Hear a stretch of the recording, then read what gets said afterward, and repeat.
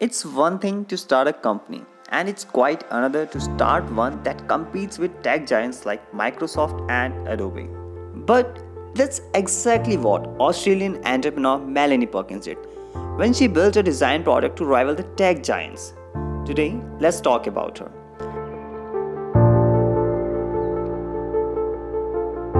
While studying graphic design at university in 2007, Melanie compared the difficult graphic design software she was using to the ease of social media. It was really complex and difficult, and it would take the entire semester to just learn where the buttons were on the software. At the same time, Facebook was taking off, and it was so easy to use, and everyone was on it. So Melanie decided to start a business to solve the challenge of putting school yearbooks together and launched Fusion Yearbooks.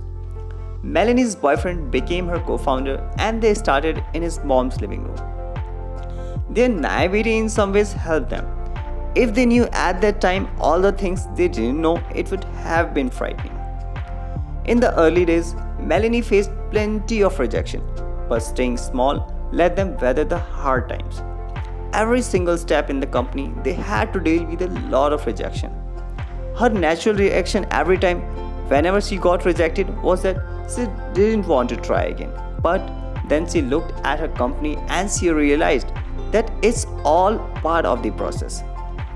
When they got their first $100 check, it was the most exciting moment ever for them, knowing people were prepared to pay for what they had built.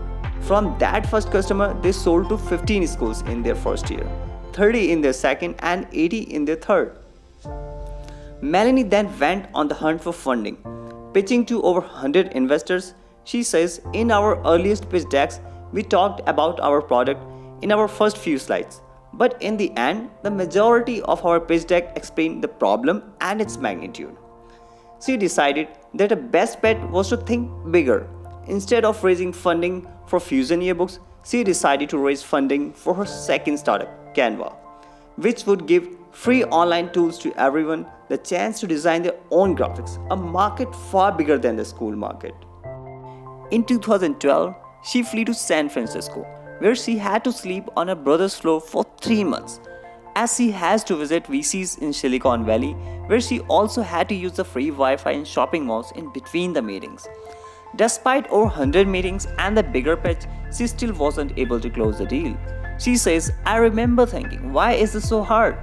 So Melanie connected back with an investor she had met at a conference in Perth, Australia, founder of Maytai, Bill Tai. Bill was running Maytai Maui, where Melanie learned kiteboarding and in the process connected with Hollywood stars Owen Wilson and Woody Harrelson, who both decided to invest in Canva together with Bill Tai. Based on the success of Fusion Yearbooks, together with the bigger vision of Canva and Melanie's hustle, in 2013, Canva raised its first $3 million dollars before it had even launched its website. Melanie says about that trip, it was a lot of journeying, but it ended up doing exactly what they hoped it would. With its new capital, within a year, Canva had gone from 0 to 1 million users. The platform now has more than 30 million monthly active users across 190 countries who have collectively made more than 3 billion designs. In October 2019, an $85 million funding round led by Silicon Valley investor Mary Nichols Bond Capital gave the company a valuation of $3.2 billion.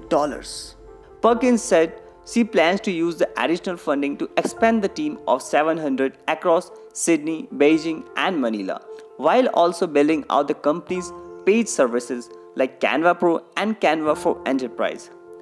That strategy will bring Perkins the closest she come yet to compete directly with the professional design tools created by tech giants like Microsoft and Adobe.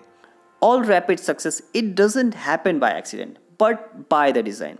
So, what can we learn from Melanie? We can look at company valuations and their millions of users, and it can be very easy to get disillusioned and think that other people have it easy. But I think that this is not the case. It's been years since they had the initial idea and they have had to go through a lot of trials, lots of rejection and lots of pain since then. The most important thing is to solve the problem that really matters. and to care about delivering as much as value to users as possible. If you have any other thoughts, please write in the comments. And what's next for Canva? Melanie says they spent most of their time looking at the next mountain peak they are trying to conquer. But occasionally they look down and see how far they have come, and that's pretty insane.